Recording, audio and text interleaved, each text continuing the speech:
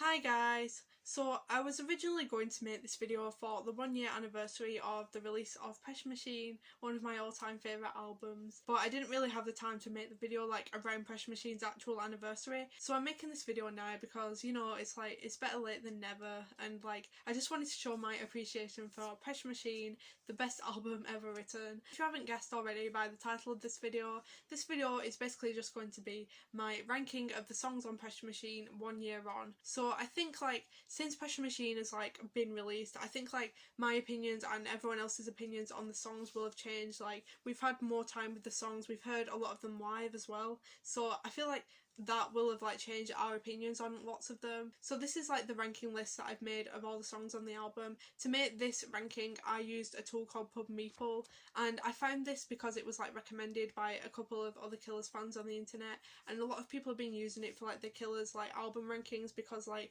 there's not really any like song sorters for the Killers on the internet, so a lot of people are like using this website PubMeeple to make their own. So I used it myself to make my Pesh Machine ranking, and yeah, it's a pretty useful tool. Like I always use it now for like ranking everything, so yeah, I'll put it in the description. Maybe like if I can include like my own like Pesh Machine like song sorter that I made, like I'll include that as well if I can.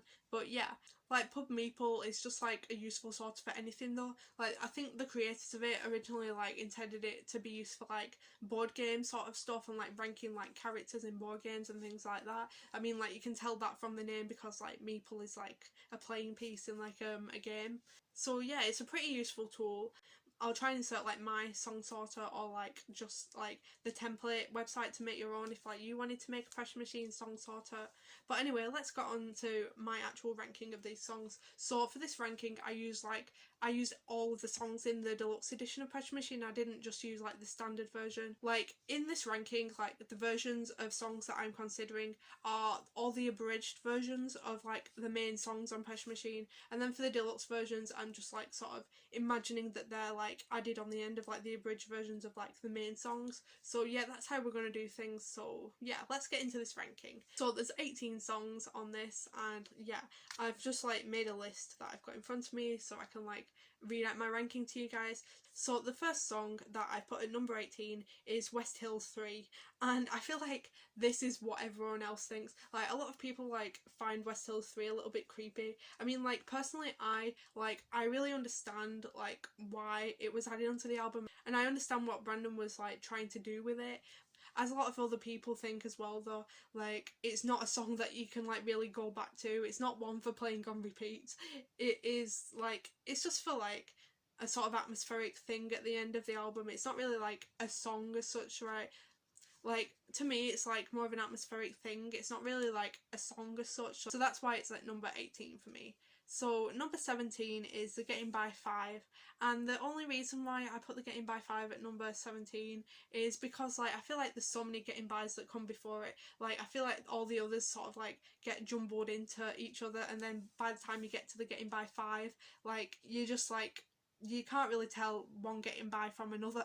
So yeah, that's why like I don't really find myself like gravitating towards it. And for the same reason, number 16 is the Getting By 4. I feel like the first three Getting Bys are the only ones that I listen to, and then after that I'm like personally for me, like the Getting By 4 is like, it's a good version. It's like, it's better than number 5 to me, but like my favourites are 1, 2 and 3. Then at number 15 I have got Desperate Things, and that is not because it's a bad song at all by any means. Like like Desperate Things has incredible storytelling. Like it displays like Brandon's ability to like paint a picture of like a storyline and make it seem like it's actually real, and be able to like put words in a song that like make you imagine an entire storyline and like make you actually empathize with characters and things. Like I feel like that's one of Brandon's biggest songwriting strengths, and like it definitely like comes into play in Desperate Things, and it's such a good song with like such a good narrative. But the only reason I have put it at number 15 is because like it's not really a replay song. Like you can't listen to it over and over again.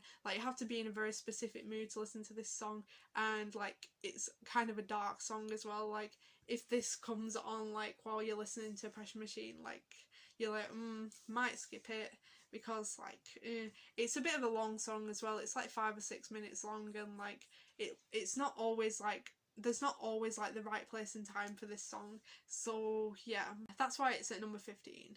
Number 14 is The Getting By. Personally, I think that this might be quite an unpopular opinion because like a lot of people love the original Getting By, but personally my favourite is Getting By 2, and then Getting By 3 is like my second favourite, and then like I love The Getting By, but like it's my third favourite. And yeah, so like I personally, like I said this in like previous videos where like when I was reviewing like the deluxe version of Pressure Machine for the first time, like I feel like the Getting By like 1 is like a song that sort of like lets the narrator sort of like wallow in like the like sort of gloominess and like everyday like humdrum of the town, and like I feel like the Getting By 2 is more about getting out of that, while like the Getting By 3 I just like the sound of it, and it reminds me of the Desired Effect and it gives like a good vibe to me. But yeah, the reason why I don't love the Getting By 1 is cause like, yeah, it just gives me those feelings of like sort of wallowing in like your own like situation, not really trying to get out of it, and that's quite a negative like sort of feeling to me, so that's why I don't love the Getting By 1. I know a lot of people might disagree with this opinion, but yeah, that's just where I put it at number 14. So number 13 is West Hills 2, and I do like the upbeat version of West Hills. A lot of people like that's inappropriate, like writing about such difficult topics and then putting it on like this like sort of cutesy guitar tune, and like a lot of people were a bit like upset by it and they're like, what is this? But personally I quite like it, and like if you're like wanting to listen to like a more upbeat version of West Hills, like it's pretty good, and like you don't always like want to listen to like the full produced version, even though that version is my favourite. And like I love the production of West Hills, it's so good, it's so cinematic, like you can literally just like see it as like the opening credits of a movie. Like West Hills 1 is so good, but like West Hills 2 does deserve love as well, and that's why it's at number 13. So number 12 that I have on this list is The Getting By 3, and like I said, it just gives me like a good vibe. It reminds me of the Desired Effect. I love like Brandon's vocals on it. I love that it's sort of like a slow, like sort of like chilled version. It reminds me of like sort of like if Brandon was sort of like a late night sort of club singer in Las Vegas, and like it was sort of like a dark smoky kind of like club like at night, and like if he was just like stood on the stage like singing this song on his own, and like there was like a small amount of people watching him in like this small club, like that's the sort of vibe that The Getting By 3 gives me. And like I love songs that like make you picture that sort of scene, like that sort of like small venue, like sort of dark sounding song, but like in a good way, if you know what I mean. So yeah, that's why The Getting By 3 is at number 12. Number 11 is Cody, and personally like this is one of possibly like one of the songs from Pressure Machine that I go to the least, but I actually like do relate to it. I mean, like I love like the imagery of like bottle rockets on an August night, like just like the thing of being like bored in your small town and just like making bottle rockets like with your friends after school. Like that is a relatable thing. Like a lot of people I knew in high school would do that and like annoy the teachers doing that at break times and stuff, so like I do relate to that. Like it's just like the boredom of a small town, like you're that bored that you'll just like do random stuff like that for entertainment. And also like a lot of people, including me, do know like a lot of boys in their hometown that like remind them of Cody. I know a lot of Codys who have like been to the same school as me and stuff, so yeah, everyone knows a Cody. So that's why Cody is at number 11, and number 10 is Terrible Thing. And I feel like a lot of people hate on Terrible Thing. Like personally I think that this is such a beautiful, important song. It's got some of Brandon's best songwriting. Literally the metaphors in this song, like every time I hear them, like they absolutely just like hit me like a ton of bricks every single time. Like the lyric, "Hey mama, can't you see your boy is caught up in the strangle silk of this cobweb town where culture is king," like that lyric gives me chills every time. And also like the lyric about quicksand streets as well, like that's so true, like using that as a metaphor for like trying to get out of this small town, but every time like you try to escape, like you get sucked back in, and like that is just so relatable as someone from a small town. Like that is just such a perfect metaphor. I love Terrible Thing, I love the metaphors in it. Like every time I hear them in the song, I'm just like how can Brandon put this feeling into words? Like, I cannot believe like his songwriting abilities. Like, this song showcases it so well, and I just love this song so much. Like, it might seem like it's pretty low down on the list, but it's only because like it's a pretty, like, it's quite a sad song, so like I'm not always in the mood to listen to it, but like when I think about the lyrics, or like when I'm listening to the album as a whole and Terrible Thing comes on and like I think about those lyrics, like I just think like I just love those lyrics so much. So yeah, Terrible Thing is at number 10. And the next one on my list is number 9, Sleepwalker. And I do love Sleepwalker. It's a very upbeat song, and it's just like, it's such an encouraging song as well. Like, when the mountain comes back to life, it doesn't come from without, it comes from within. And I know a lot of people like really relate to that lyric, like, it doesn't come from without, it comes from within. Like, this song is all about like overcoming like mental health struggles, and like particularly like depression, and like getting through that to like better times, and like sort of like learning to like see the light and like the good things in your life, like your white arrows, as Brandon has been saying recently in his interviews about Boy. Yeah, just like learning to see like the blessings in your life, and like learning to like be happy again, basically. And this is a very beautiful song, and I love it a lot, but like I love other songs more, so yeah, it's at number 9.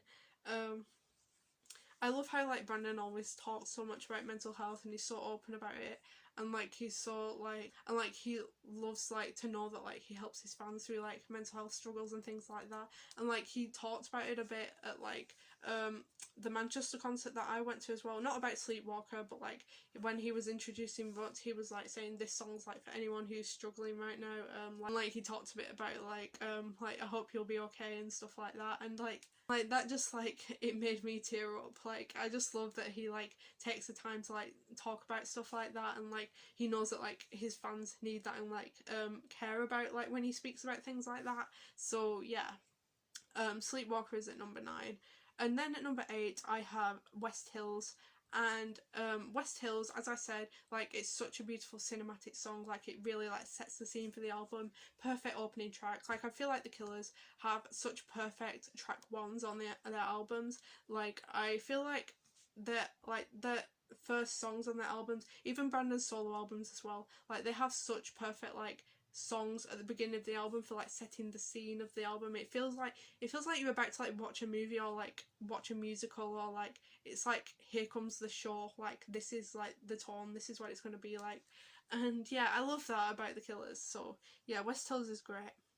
At number 7 I have The Getting By 2, and if you know me, like I said, I love The Getting By 2 so much. It's like, when I first listened to the original Getting By, like I thought the thing that was missing from it is that it didn't have an encouraging vibe. Like, it didn't have like it was just about being stuck in a small town, but it didn't offer like any like sort of like way of getting out of it. It was just like all about the feeling of like feeling like you're stuck in your small town. It didn't have anything about like trying to get out of it and like make something of yourself, and I thought that was what was missing.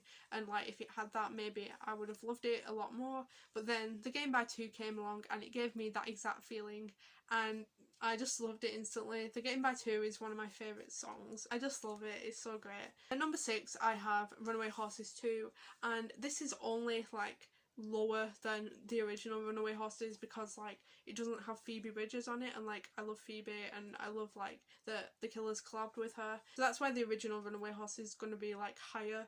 But I put Runaway Horses 2 in like number 6 because like it's still such a good song, and it's like it's not that much different from like the original Runaway Horses, and actually it's way more like upbeat as well. But like I love also like the repetition of like the small town girl bit, and like personally like I just really like that because I'm a small town girl, and like I feel like Brandon's singing to me kinda.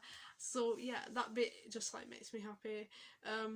But then at number 5 I put the original Runaway Horses featuring Phoebe, because like obviously it's a Phoebe Bridgers collab and I love that. Also, there's a lyric in this version that isn't in Runaway Horses 2, which is the but we changed courses bit, and that bit is like I personally like really liked that bit in the song, because like at the time that Pressure Machine came out I was literally changing courses at university, and it was so weird that like this song came out and like I resonated with it, and then like I was in the midst of like changing courses at uni. So yeah, it feels like this song was for me kinda. People say like, oh, my life was written by Taylor Swift, my life was written by Phoebe Bridgers or whatever. But personally I literally think that like I was written by Brandon Flowers. Like my life is just such like a Killers song or a Brandon song. Like every time the Killers release an album, like it literally just like describes my life and like the time in my life that it was released. So at number 4 I have In Another Life, and this is one of my absolute favourite songs from Pressure Machine, and I feel like this is just such a relatable song for anyone from a small town. And just the description of like the relationship in this song, like it reminds me a lot of like people I know who've like gotten into relationships just because like they're convenience sort of relationships, because like the other person was like from their small town and like they just thought like, oh, I'm never gonna get out, so like might as well just like settle down with this person who like I vaguely kind of like, and like settle down and not really like go for any of my dreams or anything like that, and just like live a quiet sort of life. And like it is sad, but like I do know a lot of people who like this has actually happened to and like have got into relationships like that, even like people like my own age who like I went to high school with. Like at number 3 I have Pressure Machine, and this is because like a lot of other people in the fandom think as well, I think this as well, Pressure Machine is one of the best songs that Brandon Flowers has ever written. And it's just so relatable as like someone from a small town, as I keep saying, but like all of Pressure Machine is so relatable to me. And I feel like just so many people that I know like are in this situation as well. And like the picture that Brandon paints in the lyrics of like this couple who like are just sort of like staying with each other just because like they can't get out of their small town, they can't get out of this relationship, and like they're just kind of like coping and getting through life. Like it's just so true. And like there's so many people like in my small town that are like this, and like a lot of other people will relate to this too. And like yeah, it's just so real, and I love that he wrote a song about this, because there's not like really that many like contemporary artists releasing like modern songs now that tackle like subjects like this. Like Pressure Machine is such like a real song, and I love it for that.